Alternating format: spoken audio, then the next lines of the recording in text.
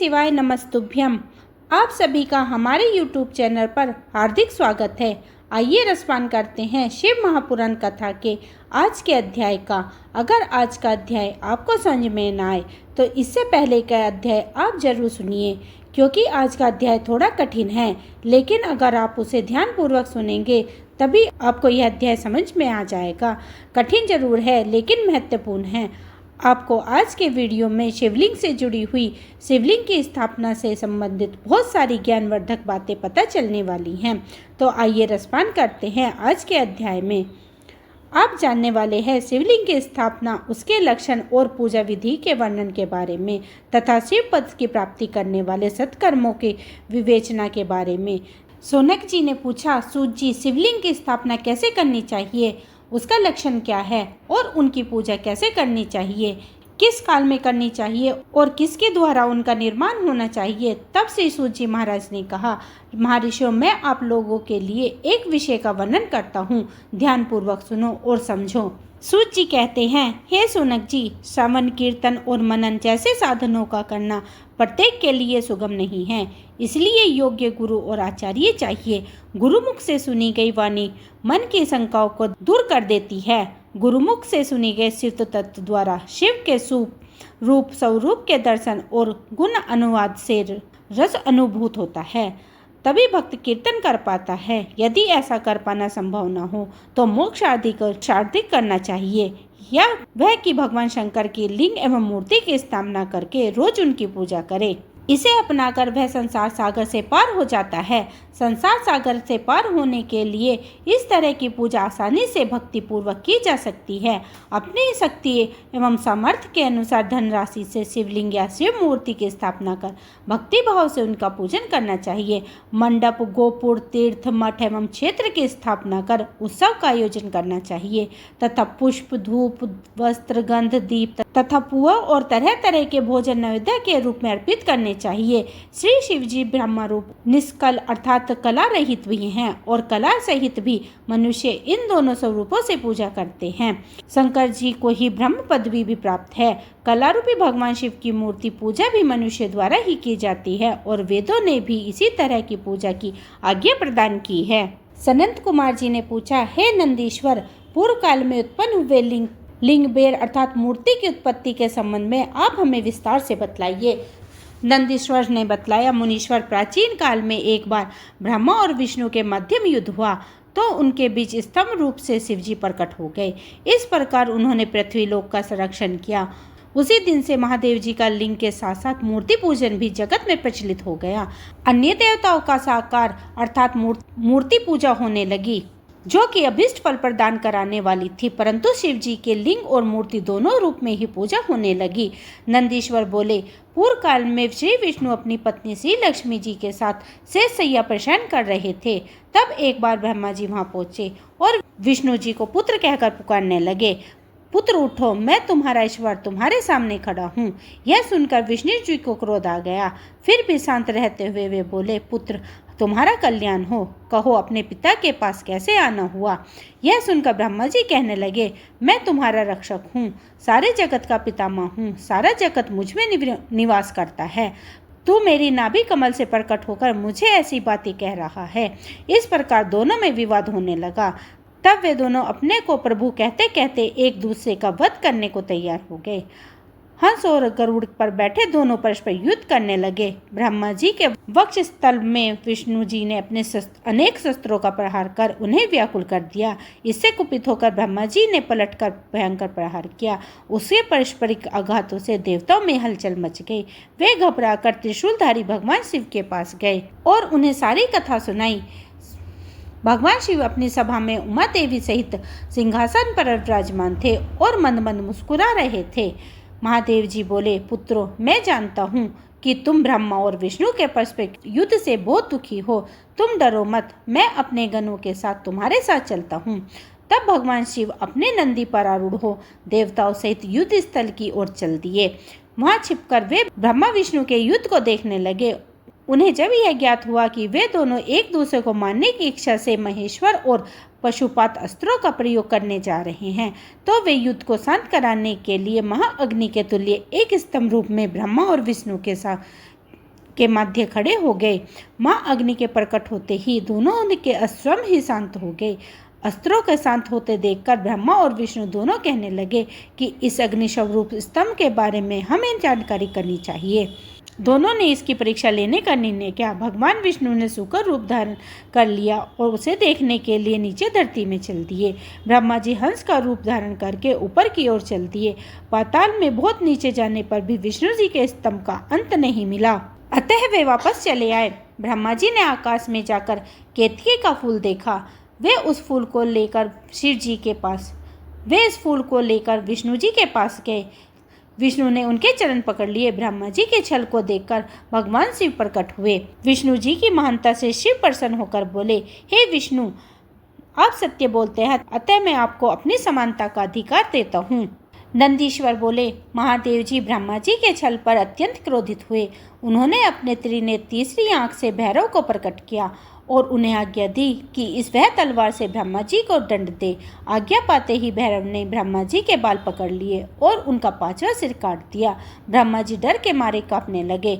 उन्होंने भैरव के चरण पकड़ लिए और क्षमा मांगने लगे। इसे देखकर श्री विष्णु ने भगवान शिव से प्रार्थना की कि आपकी कृपा से ही ब्रह्मा जी को 5वां सिर मिला था, अतः आप इन्हें क्षमा कर दें। तब शिव की आज्ञा पाकर ब्रह्मा ने भैरव को छोड़ दिया। शिव ने कहा, तुमने प्रतिष्ठित और ईश्वर तत्व को देखने के लिए छल किया है, इसलिए मैं तुम्हें शाप देता हूँ कि तुम्हारा साक्षात्कार स्थान व उत्सव से विहीन रहोगे। ब्रह्मा को अपनी गलती का पछतावा हो चुका था। उन्होंने भगवान शिव के चरण पकड़कर क्षमा मांगी और निवेदन किया कि वे उनका 5वां सिर पुनः प्रदान करें। महादेव जी ने कहा, जगत की स्थिति को बिगाड़ने से बचाने के लिए पापी को दंड अवश्य देना चाहिए ताकि लोक मर्यादा बनी रहे। मैं तुम्हें वरदान देता हूँ कि तुम गणों से आचार्य कहलाओगे और तुम्हारे बिना यज्ञ पूर्ण नहीं होंगे। फिर उन्होंने केतकी के पुष्प से कहा, अरे दुष्ट केतकी पुष्प, अब मेरी पूजा के अयोग्य रहोगे। अब तुम मेरी पूजा के अयोग्य रहोगे। तब केतकी पुष्प बहुत दुखी हुआ और उनके चरणों में गिरकर माफी मांगने लगा। तब महादेव जी ने कहा, मेरा वचन तो झूठ नहीं हो सकता, इसलिए तू मेरी भक्तों के योग्य होगा। इस प्रकार तेरा जन्म सफल हो जाएगा। नंदीश्वर कहते हैं, ब्रह्मा और विष्णु भगवान शिव को प्रणाम करके चुपचाप उनके दाएं बाएं भाग में खड़े हो गए। उन्होंने पूजनीय महादेव जी को श्रेष्ठ आसन पर बिठाकर पवित्र वस्तुओं से उनका पूजन किया।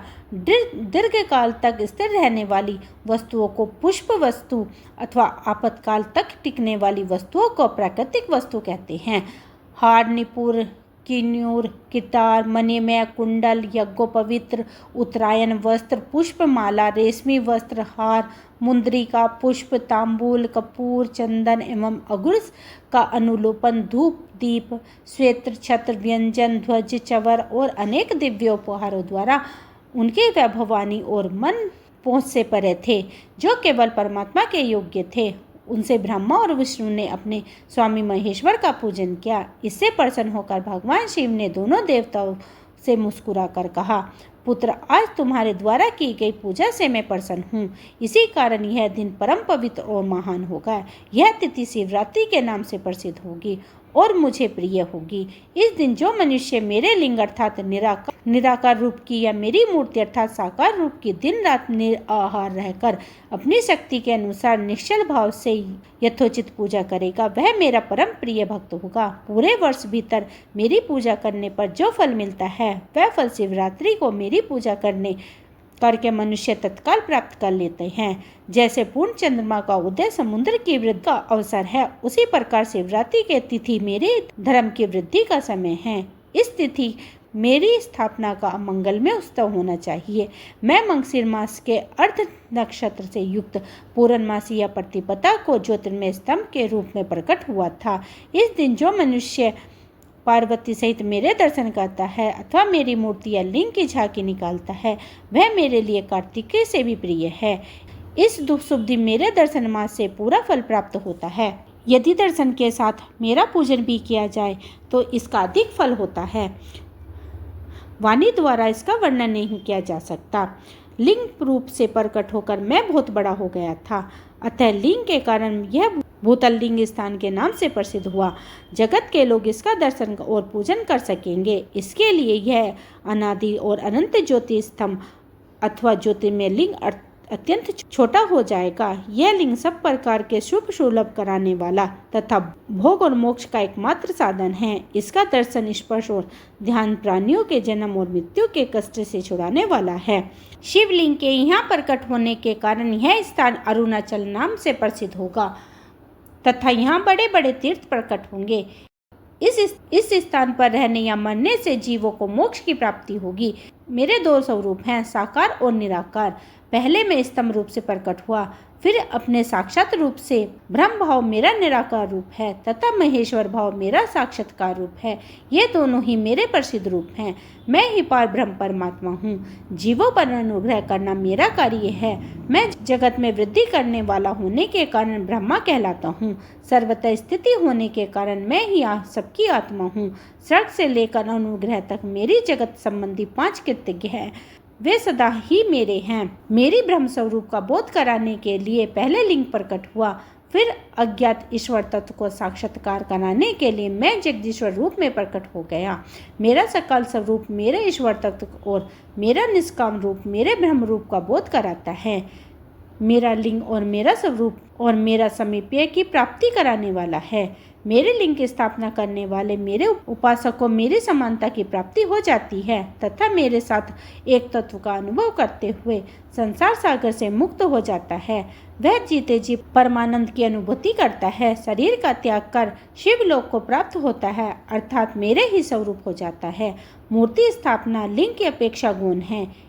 यह मेरे भक्तों के लिए है जो शिव तत्व के अनुशील में सक्षम नहीं है।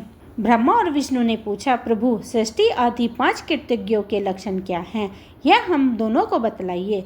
शिव जी बोले, मेरे कर्तव्यों को समझना अत्यंत गहन है, तथापि मैं कृपा पूर्वक तुम्हें बता रहा हूँ। सृष्टि, पालन, संहार, तरोभावना और अनुग्रह मेरे जगत संबंधी 5 कार्य हैं जो नित्य सिद्ध हैं। संसार की रचना का आरंभ सृष्टि कहलाता है।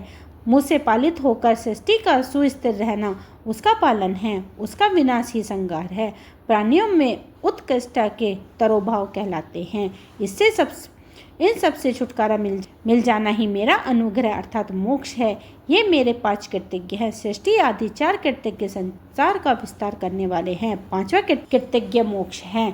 मेरे भक्त जन इन 5 कार्यों को 5 भूतों में देखते हैं। सृष्टि धरती पर, स्थिति जल में, संहार अग्नि में, तरोभाव वायु में और अनुग्रह आकाश में स्थित है। पृथ्वी से सबकी सृष्टि होती है, जल से वृद्धि होती है, आग सबको जला देती है, वायु एक स्थान से दूसरे स्थान पर ले जाती है और आकाश सबको अनुग्रहित करता है।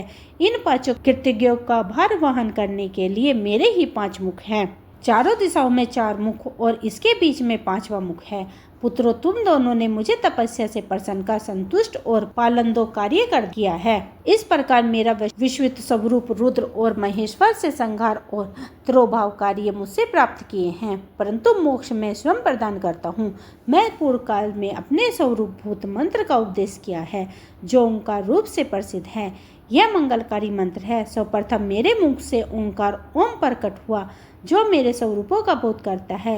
इसका स्मरण निरंतर करने से मेरा ही सदा श्रवण होता है। मेरा उत्तर मुखी मुख से आकार का, पश्चिम मुखी से उकार का, दक्षिण मुख मकार का, पूर्ववर्ती मुख से बिंदु का तथा मध्यवर्ती मुख से नाद का प्रकटीकरण हुआ है। इस प्रकार इस 5 अवयव से ओंकार का विस्तार हुआ है। इन 5 अवयवों के एकाएक होने से ही प्रणव ओम नामक अक्षर उत्पन्न हुआ है। जगत की उत्पत्ति सभी स्त्री पुरुष इस प्रणव मंत्र में व्यापक हैं। यह मंत्र शिव शक्ति दोनों का बोध है। इसी से पंचअक्षर ओम नमः शिवाय की उत्पत्ति हुई है। यह मेरा साक्षात्कार रूप का बोध है।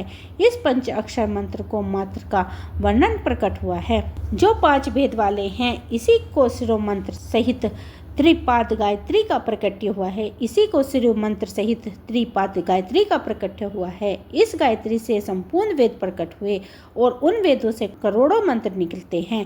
उन मंत्रों से विभिन्न कार्यों की सिद्धि होती है। इन अक्षर प्रणव मंत्र से सभी मनोरथ पूर्ण होते हैं। इस मंत्र से भोग और मोक्ष की प्राप्ति होती है। नंदीश्वर कहते हैं, जगदम्बा उमा गौरी पार्वती के साथ बैठे महेश्वर ने उत्तरमुखी मुख बैठे ब्रह्मा और विष्णु को पर्दा कराने वाले वस्त्र से आकर्षित कर उनके मस्तक पर अपना हाथ रखकर धीरे धीरे उच्चारण कर उन्हें उत्तम मंत्र का उपदेश दिया। 3 बार मंत्र का उच्चारण करके भगवान शिव ने उन्हें शिष्य के रूप में दीक्षा दी।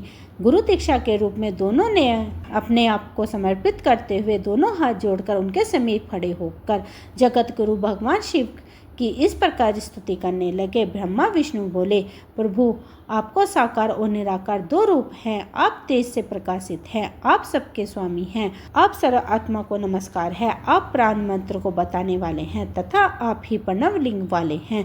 सृष्टि, पालन, संघात, तिरोभाव और अनुग्रह आदि आपके ही कार्य हैं। आपके 5 मुख हैं, आप ही परमेश्वर हैं, आप सबकी आत्मा हैं, ब्रह्मा हैं, आपके गुण और शक्ति अनंत है। हम आपको नमस्कार करते हैं।